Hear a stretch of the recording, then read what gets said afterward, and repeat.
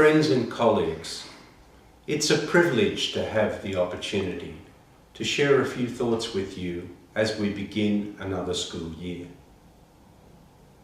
Liberating education is one of the 4 touchstones of the Charter for Catholic Education in the Edmund Rice tradition. Just last week I had the privilege of meeting with our student leaders for 2017. What an extraordinary group of young people. We had the opportunity to discuss ideas on leadership, as well as reflect on what a liberating education means for them. These young people, and the thousands of others we educate, inspire me to offer the following thoughts on how we educate for liberation. What lessons must our young people learn if they are to be really free and fully alive human beings? Our young must learn to find meaning for themselves and become co-creators of their own versions of the world. Urge them to occupy the space in the world that only they can by discovering and using their unique gifts and talents. May their education not simply teach them how to earn a living, but also how to live full lives, replete with meaning and purpose. Help your students to see through the empty promises of a sometimes shallow consumerist society and its offer of happiness through things and material possessions. In a world of just one more and I'll be happy, help them discover that enough really can be enough. Persuade your students to reject versions of the world that define success solely in terms of money, the accumulation of things, and an overemphasis on status and security. Skill them to critique our culture and its version of what constitutes the good, the well-lived, the important, and the meaningful life. Help them understand that not everything of value can be measured. In a world of walls and closing borders, a liberating education will free them from narrowness and intolerance and aspire to develop a culture of encounter, integration, and of building bridges. Education wherein, to quote Indian poet and Nobel Prize winner Rabindranath Tagore, the mind is without fear, the head is held high, where knowledge is free, where the world has not been broken up into fragments by narrow domestic walls, where words come out of the depth of truth. Remind the young that the liberty they enjoy is not a license to do whatever they want.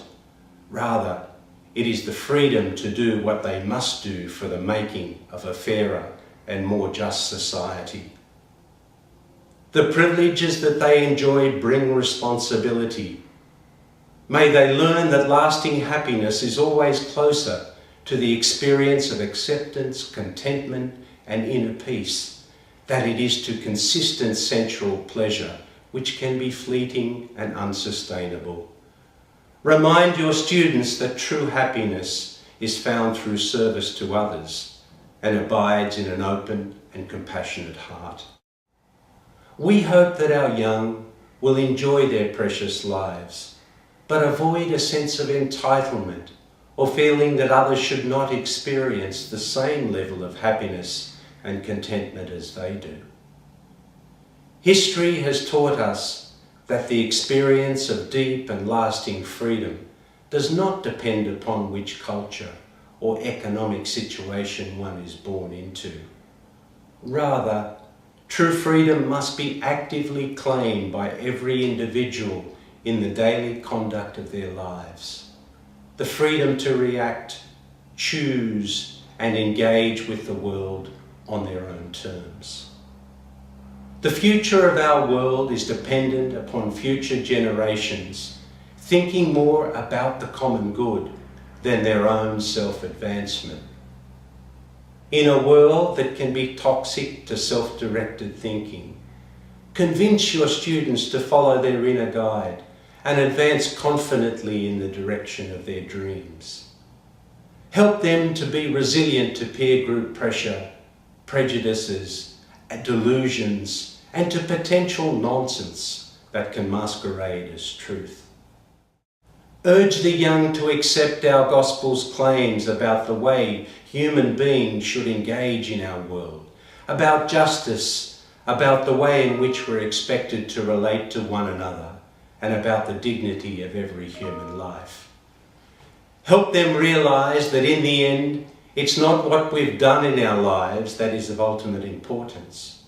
Rather, it is whether or not anything we have done was really worth doing. Did it make a difference in the lives of others? Did it contribute to the stock of the world's good? These are key questions. Challenge our young to commit to using their limited time on earth wisely and be determined to leave the world a better place for them having been in it. Commit, my friends, to being the best educators you can be. Embrace the best wisdom and techniques of our profession. Remind your students that they are privileged to have the opportunity for education and that they must study hard and always do their best. Yes, they must aim high, but also help them know that the results they receive at the end of the year do not define or limit them. Our true vocation in life is too sacred to be determined by exam results or a tertiary entrance ranking. Your students should know that they need not be perfect and that our shared human condition gives us this concession. However, to be happy, they must commit to service, authenticity, and develop a passion for self-realisation. They must learn from their mistakes and grow through their failures. Not perfect, but authentic, consistent with our own inner moral compass. Help your students to understand that the quality of success that they will experience in life ultimately depends upon the tiny choices they will make every minute of every hour of every day. Teach them that a truly meaningful life is made up of a series of daily acts of decency, kindness, which ironically add up to something truly great over the course of a lifetime. They must know that excellence is a habit, a learned art, not an isolated act. Our young must learn to be resilient, never give up on truly important things. It can be a bleak world if one is subjected to incessant, unfiltered media and is focused on keeping up with others. In a world awash with constant chatter and endless facts of dubious ultimate importance, teach them to identify what is of lasting importance, the knowledge that is lost in information, the wisdom that is lost in knowledge. Assist your students to discover presence and stillness in their lives and take time to know silence. Much of our world has a vested interest in keeping us restless, craving for more, and unknowing of when enough is enough. May we educate the young to become heroes. The true hero is someone who has given his or her life to something bigger than they are. Like the heroes of old, to become truly free, our young must slay the dragon of envy, the dragon of fear to be different, the dragon that tells them that near enough is good enough. Friends, yours is a sacred vocation, and surely there can be no greater privilege and responsibility than assisting the emerging generation grow into full humanity. I deeply admire the skill, dedication, commitment and passion you all bring to this task.